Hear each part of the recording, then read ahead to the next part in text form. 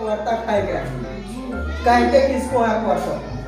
ठीक है, अपवर्तक ऐसी संख्याएं हैं जैसे समझना, हमें 6 के अपवर्तक निकालने हैं। ठीक है, 6 के अपवर्तक निकालने हैं। 6 के अपवर्तक या किसी अंक या संख्या के अपवर्तक वे संख्याएं या अंक हैं जो दिए हुए अंक को, दिए हुए अंक का मतलब हम जिस अंक के अपवर्तक निकाल रहे हैं उसको विभाजित कर देते हैं। क्या कर देते हैं? विभाजित कर देते हैं या इसमें किस किस का भाग चला जाता है। ये अंक जो हमारा है 6, ये किस किस अंक से विभाजित हो जाएगा, अपवर्तक कहलाते हैं। ठीक है, अब देखिए फिर से एक बात समझिए, किसी अंक या संख्या के अपवर्तक वे संख्याएं या अंक हैं जो दिए हुए अंक को पूरा पूरा विभाजित कर देते हैं। अपवर्तक जो भी है, जितने भी अपवर्तक होते हैं वे इस अंक से, इस अंक का मतलब जो अंक दिया हुआ है, जिस अंक के हम निकाल रहे हैं अपवर्तक, उससे सभी छोटे होते हैं। क्या होते हैं? कभी भी सभी छोटे होते हैं। हमें यह ध्यान देना है, कभी भी जो दिया हुआ कि जिसके अपवर्तक हम निकाल रहे हैं उससे बड़े नहीं होंगे अपवर्तक, सभी उससे छोटे होंगे। 1 से लेकर यह स्वयं संख्या के बीच होंगे।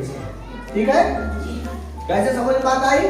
अपवर्तक जो भी होंगे दिए हुए अंक से क्या होंगे? छोटे होंगे कि छोटे होंगे ना? सभी छोटे होंगे।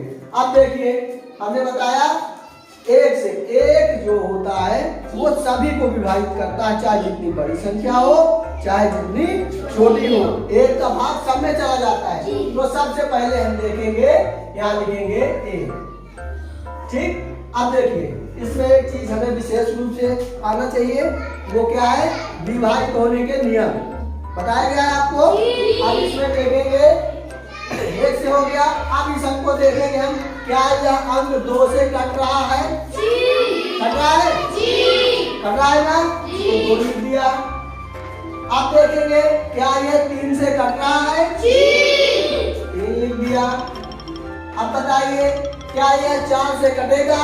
नहीं कटेगा, 4 को नहीं लिखेंगे। 5 से कटेगा? नहीं लिखेंगे। 6 से कटेगा? कट जाएगा ना? अब देखिए हमने बताया था 1 से लेकर स्वयं व संख्या के सभी बीच होंगे, है ना? एक चीज और देखिए, ये तो अभी छोटा अंक है, अभी और देखिए। अच्छा, हम 12 के अपवर्तक निकाल रहे हैं। किसके निकाल रहे हैं? 12 के।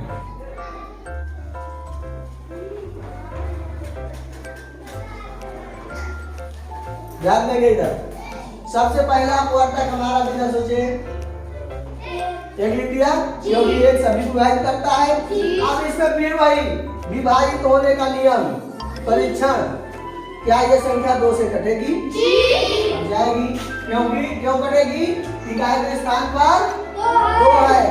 अब देखिए 3 से कटेगी? क्यों कटेगी? बताएं क्यों कटेगी? क्योंकि इन अंकों का योग 1 और 2 का 3 हो रहा है और वो 3 से कट रही है, तो इसलिए ये 3 से भी कट जाएगी। अब 4 से कटेगी? कटेगी। जो संख्या 4 से, क्या 4 से इकाई दहाई से बड़ी संख्या, जैसे तो दहाई तक है, अगर सैकड़ा तक होती तो भी इकाई और दहाई से बड़ी संख्या कट जाती है 4 से, तो वो संख्या 4 से कट जाएगी। अब ये 4 से कटेगी। अब देखेंगे 5 से कटेगी? क्यों नहीं कटेगी? क्योंकि इसमें जो विभाजित होने का नियम है 5 का, वो लागू नहीं हो रहा है। विभाजित होने का नियम क्या है? अंक के संख्या के इकाई में या तो 0 हो या तो 5 हो। क्या होना चाहिए? या तो 0 या तो 5। तब वो संख्या 5 से कटती है।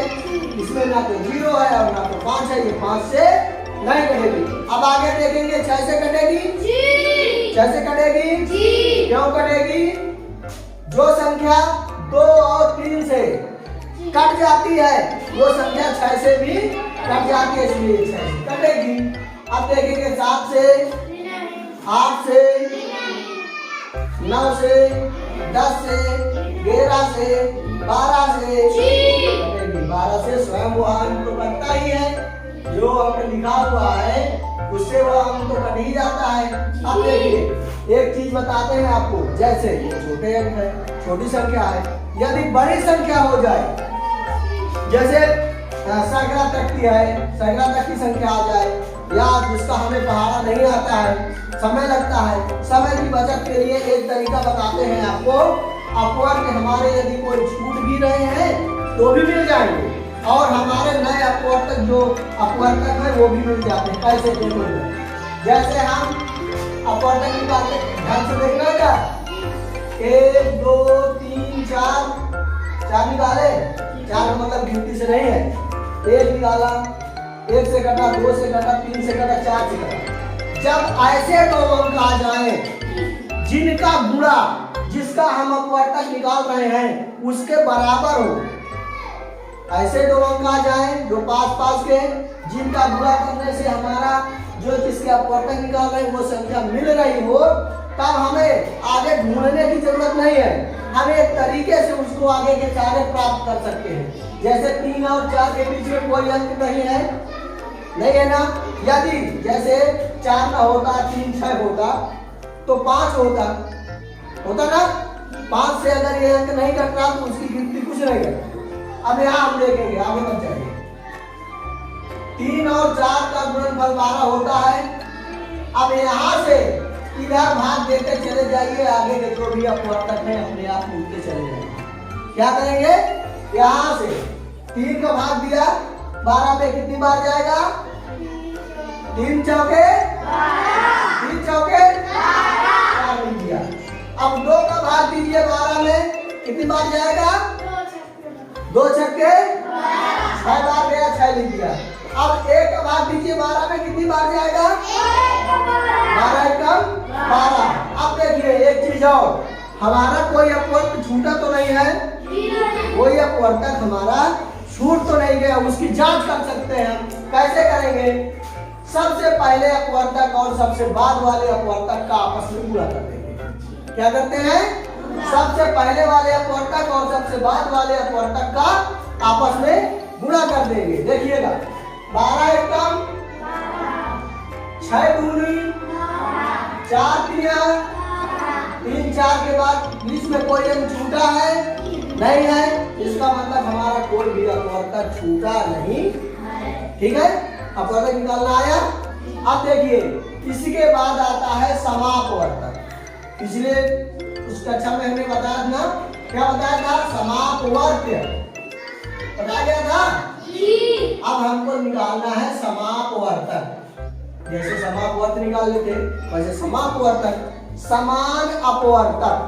समापवर्तक का मतलब है समान अपवर्तक। ऐसे अपवर्तक जो 6 को भी काट रहे हो और 12 को भी। तो इसमें से देखेंगे कौन कौन से हैं?